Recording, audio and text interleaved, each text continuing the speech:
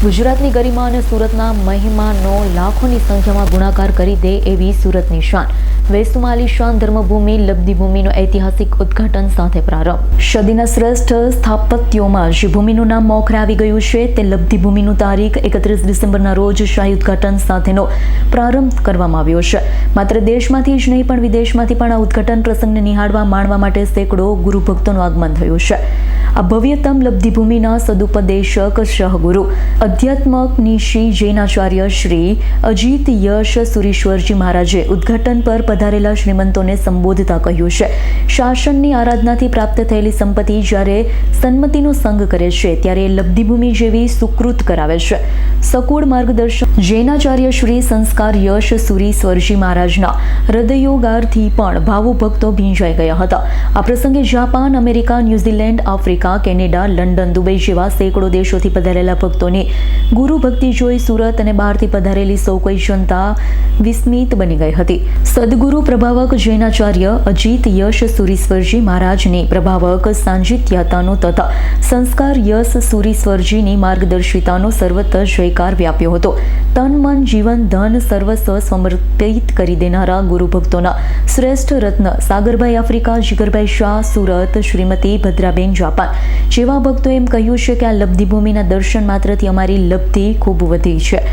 આશરે 6 કલાક જોતા લાગી જાય છે એવા બે ભવ્ય ભવનોમાં નિર્મિત થયેલા ચંદન કાસ્થમય બેન મોનપાટ, અતિ ભવ્યતમ મ્યુઝિયમ, આર્ટ ગેલેરી જેવા ભવ્ય સ્થાપતોએ સુરતની શાહી રોનકના અજવાળામાં લબ્ધિભૂમિ થકી અનહદ અભિવૃદ્ધિ કરી દીધી છે। સૌ કોઈ એક જ માત્ર સંદેશો આપ્યો છે કે ભૂમિ જોવા જેવી છે, એકવાર જોવા જવું છે। સુરત શહેરની જનતા આ લબ્ધભૂમિ અવશ્ય લાભ લેવા જોવા પધારશો। જી, હું તુષાર મહેતા અને છે પરેશભાઈ શેઠ, જેઓ સુરતના જૈન શ્રેષ્ઠીઓમાં આગેવાન, હરોળના કાર્યકર્તા અને એક સમાજને જોડતી કડીના જે મુખ્ય કાર્યકર છે પરેશભાઈ। આજે સુરતની શાન અને વેસુમાં આલીશાન એવું જે કહેવાય છે એવું લબ્ધિભૂમિ આરાધના ભવન, જેમાં હજારો જૈનો સાથે બેસીને પોતાની આરાધના સાધના કરી શકશે, પોતાના આત્માનું કલ્યાણ કરી શકશે એવા આરાધના ભવનનું આજે પૂજ્ય આચાર્ય ભગવાન શ્રી અજીત્ય સુરીશ્વરજી મહારાજા તથા પૂજ્ય આચાર્ય ભગવાન શ્રી જો ભાઈ મહારાજના હુલાળા નામથી ઓળખાય છે એવા પૂજ્ય સંસ્કાર યશજી મહારાજના માર્ગદર્શનથી અને પ્રેરણાથી અદ્ભુત આશરે 4000 ભૂમિમાં નિર્માણ પામેલ એવું લબ્ધિભૂમિનું આજે વિધિવત રીતે આરાધના માટે ખુલ્લું મૂકવામાં આવ્યું, ઉદઘાટન કરવામાં આવ્યું। જે લબ્ધિભૂમિ આપણે કહું કે જેમાં વિશાળ હું ન ભૂલતો તો આખા સુરતમાં ઘણા બધા સારા ઉપાશ્રય આરાધના ભવન બન્યા છે, પણ સૌથી મોટી જગ્યા ધરાવતો ઉપાશ્રય સાથે સાથે જ્યારે પ્રસંગો હોય છે અને મહેમાનોને આવાસ વ્યવસ્થાઓ કરવાની હોય તો 60 જેટલી રૂમો, પ્રસંગ હોય, કોઈને પોતાનો નાનો મોટો એના માટે સરસ બેન્ક્વેટ હોલ અને અદ્ભુત કહી શકાય જે સુરતના નજરાણું કહેવાય એવી સુરતમાં નહીં પણ ભારતભરમાં નહીં હોય એવી 3000 કિલો ચંદન એમાંથી બનાવેલી કોતરણી વાળી અદ્ભુત પાઠ, જેના પર બેસી અને સુધર્મા સ્વામીના જે પ્રવચનો જૈનોમાં કહેવાય છે કે સુધર્મા પાઠથી પ્રવચન આપે એ જીવવાની સવાલ ગુરુ ભગવંતો કરશે એવી 3000 કિલો ચંદનની બનેલી પાઠ સાથે સાથે એક આર્ટ ગેલેરી મ્યુઝિયમ બન્યું છે, જેમાં જૈન શાસનના જે નવી પેઢી જે વસ્તુ ઉજાગર નથી,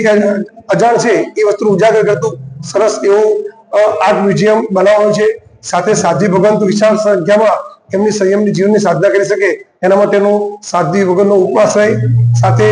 મોટું જિનાલય પણ નિર્માણ પામશે, જે જિનાલયમાં પ્રાચીન ચંદ્રબાબુ સાહેબ ભગવાન સાથે આદિનાથ ભગવાન અને માણીપત્રવીર પદ્માવતી દેવી આવું ખરેખર જેની હજારો વર્ષથી સાધનાઓ થઈ છે એવા ભગવાન તો અહીંયા ભગવાનનો બિરાજમાન થવાના છે એવી લબ્ધિભૂમિનું આજે સુરતના શ્રેષ્ઠીઓ સાજન વાજન સાથે ઉદઘાટન કરવામાં આવ્યું। સાથે સાથે વિદેશમાં જે લોકો કદાચ અર્થ માટે ત્યાં જઈ બેસા છે પણ આજે પણ સુરતને કે ભારતને પોતાની ભૂમિ માને છે એવા ઉદાર દિલ દાતાઓના સહયોગથી જે નિર્માણ પામ્યું છે તો ઘણા બધા શ્રેષ્ઠીઓ વિદેશમાંથી પણ આવે છે એવી લબ્ધિભૂમિનું આજે ઉદઘાટન થવામાં આવ્યું। બોલો ચિંતાસન દેવ કી જય, બોલો શ્રી ચિંતામણી પાર્શ્વનાથ ભગવાન કી જય। લબ્ધિભૂમિ એવું પ્રયાણ બન્યું છે જે સુરતમાં જોવાલાયક એક ઉપાશ્રય બની ગયો છે, લોકોના એક નજારું બની ગયું છે સુરતનું, તો લગભગ લોકો બધા એનો એકવાર અનુભવ કરવા જેવો છે। આપ જ્યારે અમારી લાગણી તો અત્યંત અમને ખબર નથી કે આવું અમારા સપનામાં અમે દેખી શકીશું એવું નજારું કરી દીધું અમારા માટે ને જે ભાઈ મહારાજ જે ગુરુદેવ જે અમને ભેટ આપી છે આખી જિંદગી ભર અમને યાદ રહેશે બધી સુવિધાઓ છે રૂમો છે બેન્ક્વેટ છે નીચે 500 માણસ ઉપર ભોજનશાળા છે 48 રૂમો છે બધું જ છે બધાને અહીંયા રહી શકશે એમનો પ્રોગ્રામ બનાવી શકશે બધી જ રીતે સુવ્યવસ્થા કરેલી છે ચિંતન અભયભાઈ ઝવેરી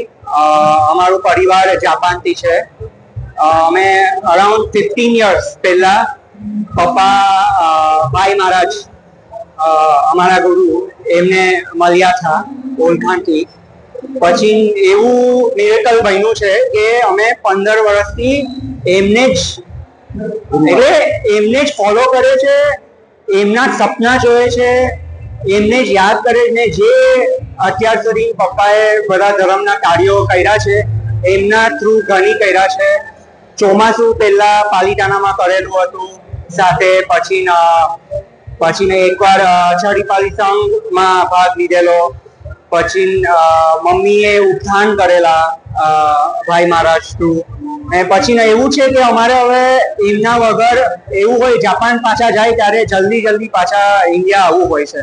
પછીના પપ્પાએ જ્યારે પપ્પાની તબિયત સારી હતી ત્યારે એમને એવો વિચાર આવેલો કે ભાઈ મહારાજ મને એક દેરાસર પેલા બાંધવું છે ને પછી અપાશ્રો સાધુ સાધ્વીજીનો ને પછી મમ્મીને કીધું કે બેન્ક્વેટ હોલ એવા લાભો પણ લેવા છે તો પછી મહારાજ સાહેબે કીધું કે આ પ્રોજેક્ટ છે ત્યારે વેસુમાં કઈ નહીં હતું નથી બટ એવા વિચાર મહારાજ સાહેબના હતા કે એકચ્યુઅલી વેસુમાં આખી જૈન વસ્તી આખી ડેવલપ થઈ જશે આજે અમે જે જોઈ છે એ અમારા કારણથી તો કઈ જ નથી પેરેન્ટ્સ ને ગુરુના આશીર્વાદથી જ આવું થાય છે એટલે એવો અમારે બિલીફ છે કે જે હવે ભાઈ મહારાજ કહે છે એ માનીએ ચેન્જ થવા જાય આપણા સોલને પણ કે આપણે મનથી આપણે બહારગામ રહે કે આપણે સપોઝ દેરાસર પૂજા બધું કમ્પલસરી મમ્મા પેરેન્ટ્સના સંસ્કાર તો છે ને બીજા ગુરુને ભાઈ મહારાજના સંસ્કાર. Bureau report S9 news Surat. અમારી તમામ માહિતીથી અપડેટ રહેવા માટે જોડાયેલા રહો S9 ન્યૂઝ સાથે.